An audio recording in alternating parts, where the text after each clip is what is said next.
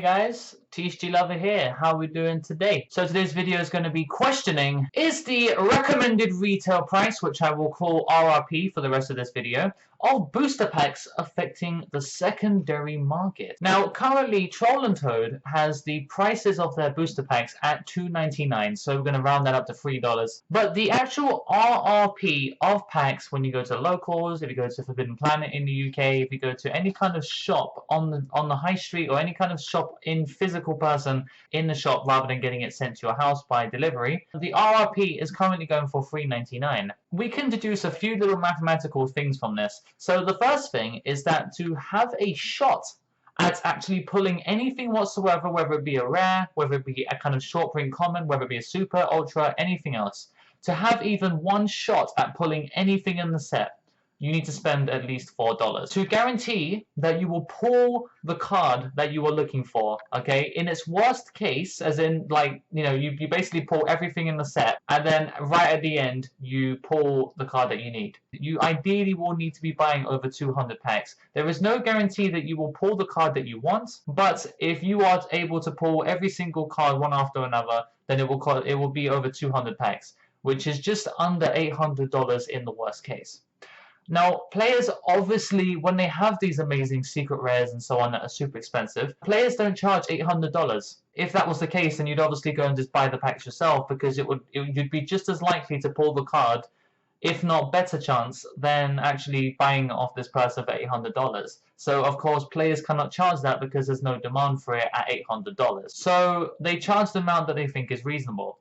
But considering that it costs $100 as RRP per secret rare, because obviously if there are 8 secret rares in the set, you just go $100 multiplied by 8 here, because it costs roughly $100 to buy 23 packs at RRP. So if you want to have a shot at pulling a secret rare, in the worst case, it's going to cost you 23 packs times 4, which is going to be just under $100. So it's going to cost you around $100 per secret rare, because sometimes it's not 23 to 1, it's actually 25, 24, depends, 1 per booster pack generally. If that's the case, it's roughly around $100 in the worst case. Even though it's $100 on average, players still charge less than that, because the secondary market dictates anything below $100 is dictated by the secondary market. It's what people feel out of, from 0 to 100, what people feel they can get out of you. Obviously, some cards do go over 100, and that's because the demand for them are so high that they actually exceed the worst case for pulling a secret rare from a pack. So if you buy a box,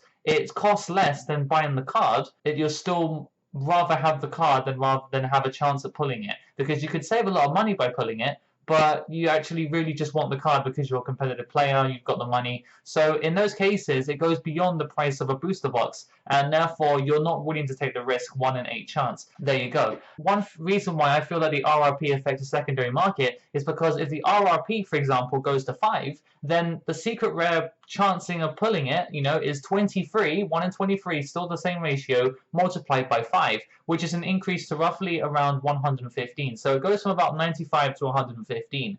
So the reason why this is a big deal when it comes to the secondary market is because people can charge more since it costs more on average. So I hope it makes sense what I'm trying to get at here. So if cases, for example, increase in price because the price of boxes individually increase in price, so the whole case price increases, then vendors have to charge more because they are buying boxes and cases. They have to charge more per secret rare, per ultimate rare, whatever the chase card is. They have to charge more for them to make a profit anymore. The RRP of a booster pack ultimately dictates everything else in any kind of price, any kind of thing in the secondary market is dictated by the RRP of booster packs, which has been set by Konami. Konami can, if they wanted to, they could charge just £1 or $1 per booster pack, and it would completely change how the whole game is played. No more cards would be expensive, because if it's 1 in 23, then it's $23 to have a chance at a secret rare in the worst case. So if that's the case, then you're more on average going to be pulling a secret rare in 1 in every 12 packs on average. The best case is obviously you pull it in 1 pack, but on average roughly around 12 packs, but in the worst case 23 packs. So therefore, if it was $23 to take a shot at a secret rare, then there will be no card in any kind of set whatsoever,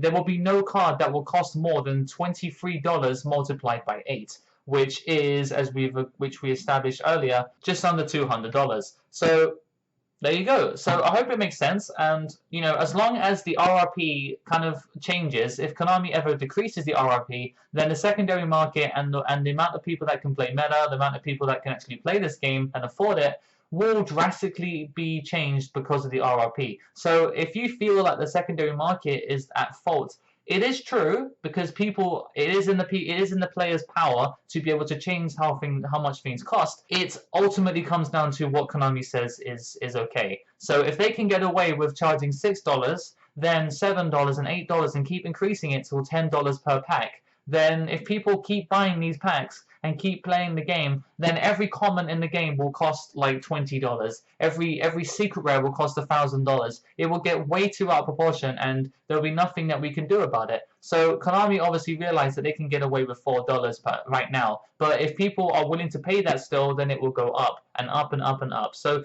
if you feel like the game is going to take some refuge at some point, and you're going to be like, oh, okay, don't worry, everything meta will go down in price, it'll be fine. That is never going to happen. As long as Konami can keep getting the most out of their RRP, then they will constantly make a profit in every set, and they can continue to keep this business going. If they decrease the RRP at any point, then they will start to make a loss, and they will no longer be able to maintain this game for you. So realistically, if you are convincing yourself that you'll be able to keep this game cheap, then it's not going to happen. So I do apologize for that sad note, but there you go. That's my video for today. So thanks for watching, guys, and I hope you guys will subscribe and go and follow my Twitch in the description below, and go and follow my Facebook, and I'll see you guys in a few days. So thanks for watching, and until next time, the Thetcglover is out.